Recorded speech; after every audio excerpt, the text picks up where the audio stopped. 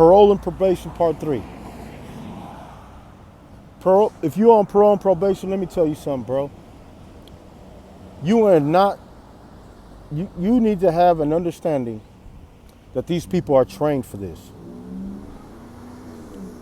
If you think you're finna get out and outsmart a parole officer and a probation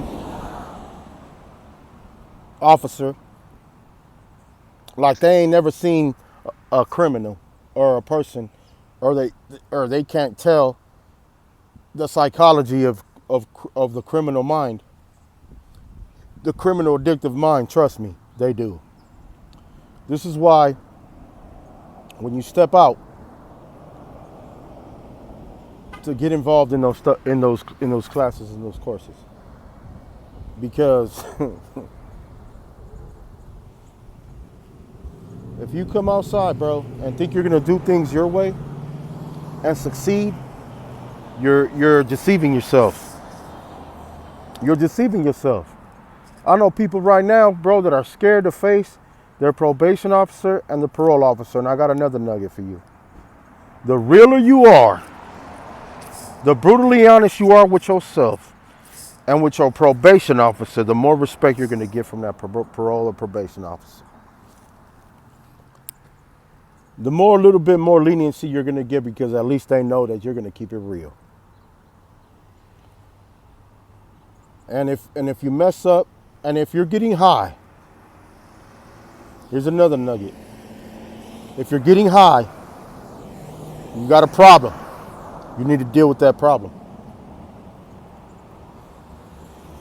You need to deal with it, or it's gonna deal with you. Okay? You can't half that. You can try, you can lie, you can do it for a little while. You're gonna get caught. Especially on probation. It just don't make no sense for you to be getting high while you're on probation. Whether you do meth, heroin, lean, weed. Yeah, weed's a little bit more lenient. That's a whole nother page, but still, at the same time, if you're not handling business while you're getting high smoking weed, then they're gonna tell you not to smoke weed. Now they're gonna put that rule and regulation on you. Because you can't even go handle your business while you're getting high. You're telling us that, oh, you get high for your nerves and for this and that, but you can't even get up and go do what you need to do. So you can get high. You're lying. Okay, that's a nugget. They already know how to deal with that. They got violations for that. They got dry outs for that. They already got everything already set for that. Okay? And they will put you in a program and make you finish the program. And if you don't finish the program, now you're going to be in violation of your parole or your probation. On probation, trust me, I did more time on probation than I did on parole. Because I didn't want to stop getting high. I wanted to lie, make excuses. Feel me? So, if you're on parole and probation, I'm telling you right now, bro, you're better off if you're on the run, or you're scared, you're fearful, and you don't know how to act out here, and it's moving a little bit too fast. You've been a little bit of institutionalized. I can understand that, but you need to snap out of that.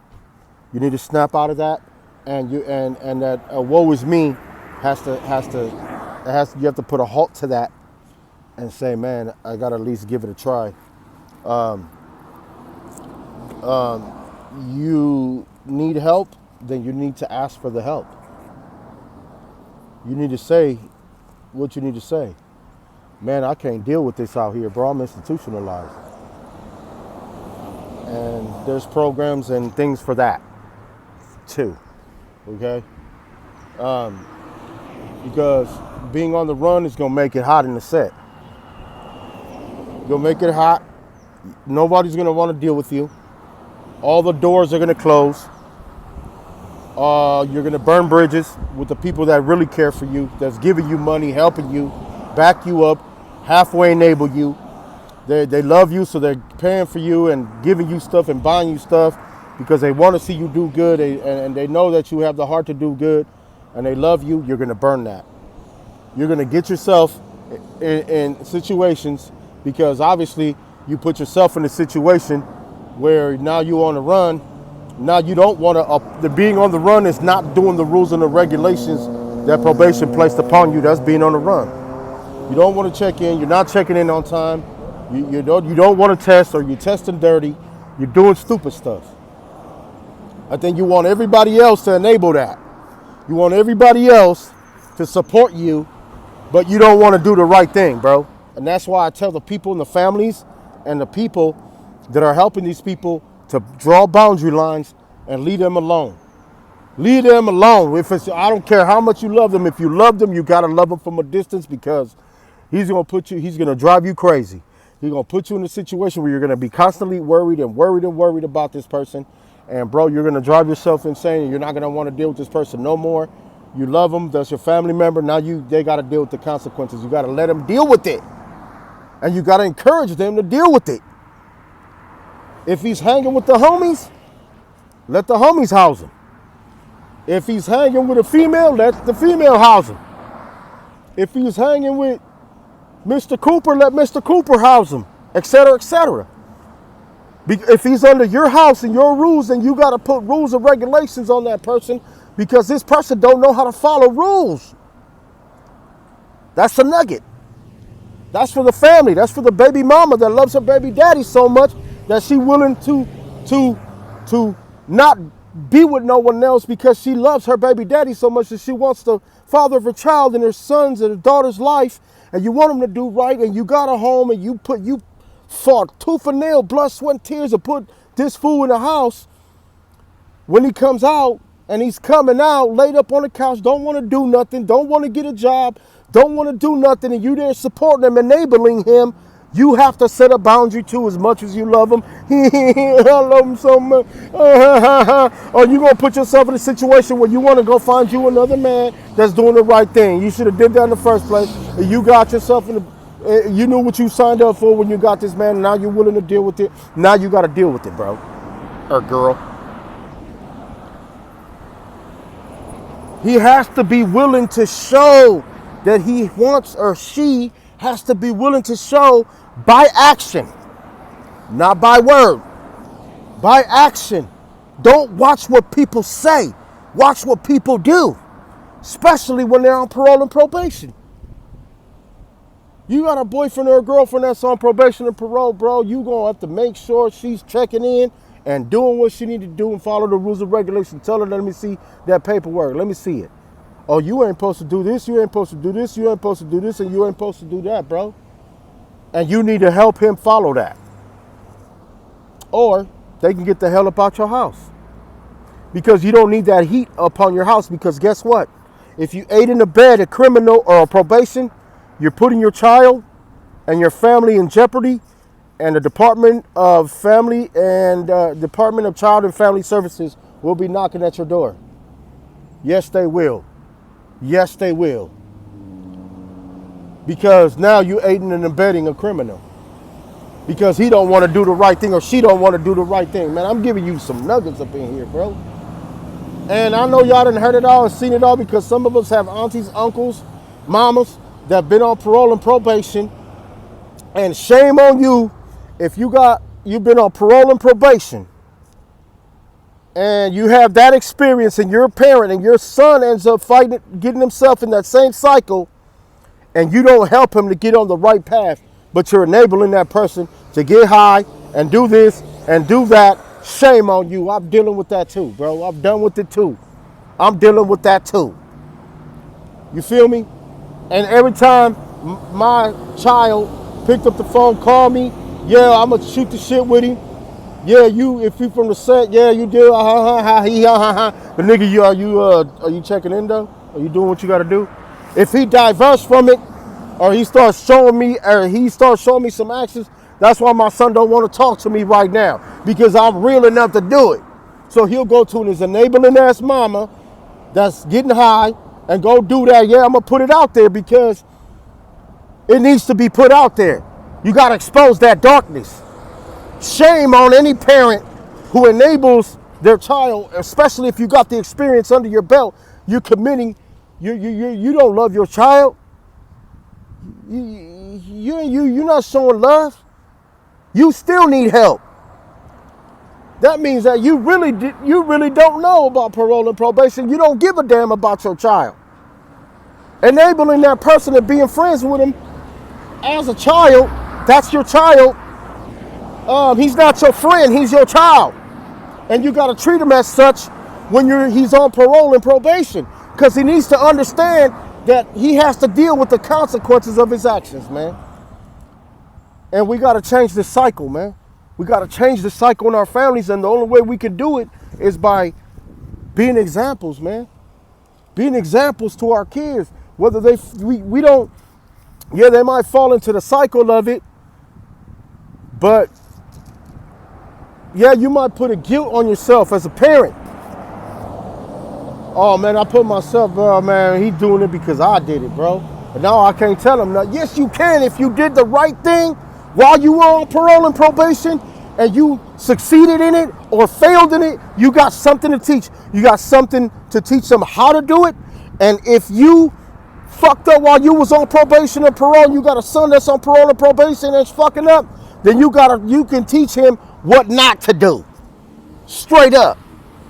And if you ain't doing that, then you a punk ass parent, bro. Point blank, period. Straight up. So this is to the families, bro. This third video is to the families. And also for the person on parole and probation, and to the homies and the support systems, bro. Opening the door for a family member that's on parole and probation can be dangerous. But if you're willing, and if that person's willing to change, then, and you guys cooperate together and have a plan together on how you're going to help this person get off parole, then trust me, you're going to be a key point to this person's success in society, bro. That nigga don't want to do it. That bitch don't want to do it. Send them motherfuckers on their way. Go get in the home. Let them finish the home. Because if they do it voluntarily, they don't have to fall to the rules and regulations of that home, but they do. But if they violate it, they are not in violation of their parole. But if they're mandated to go to that program, not only do you have the rules and regulations of the parole and probation and the parole board, but also to the home. And if you don't follow those home rules, now you're in violation of your parole and probation. That's the nugget. That's a nugget. You better rewind this tape and listen to what I just I said very carefully, bro. I'm trying to help somebody because I've succeeded in it. I succeeded in it, bro. So I'm telling you something that I've learned out of experience, cuz. You got a homie out there that's on parole and probation and you love cuz, and you want cuz to do right, then you got to set an example. You're not setting that example, and you're not an example, then cuz you can't stay over here. And if you do, then you got to help cuz with the parole and probation rules and regulations, bro. That's just it is. And if not, cuz can't stay at your house. Don't let him stay at your house, cuz, and don't let cuz come to the set. He finna make the set hot. I'm just saying I'm hating. It sounds like I'm hating, but I'm keeping it 100, bro. You gotta hate on cuz. And love him from a distance. Put some money in his pocket. Cuz, you can't come to the set, but here goes some money. Here go a little something to make some money. Or I got some t-shirts, I got some things. You can tell your probation officer that you sell t-shirts, bro. At least we can get something going. Put him to work. Help him wash the car. Tell him get outside, wash the car. When a parole officer comes to your house, to check up on the homie, hey man, the homie doing good. He washes my car. I put him to work. I pay him. He's doing, man, cuz I'm giving y'all some nuggets right here, bro. I'm giving y'all some nuggets, bro. This is important stuff, man.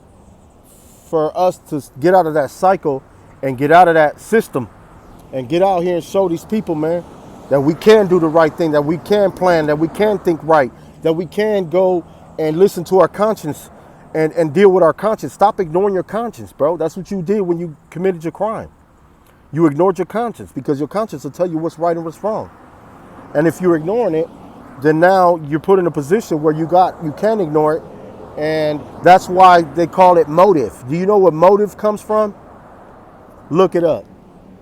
That's why people want to know why you committed a crime. It's a psychology. They study people like that. Why did he do that?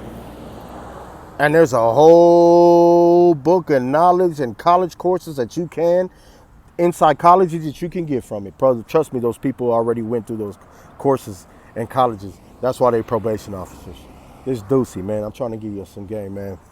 I'm out.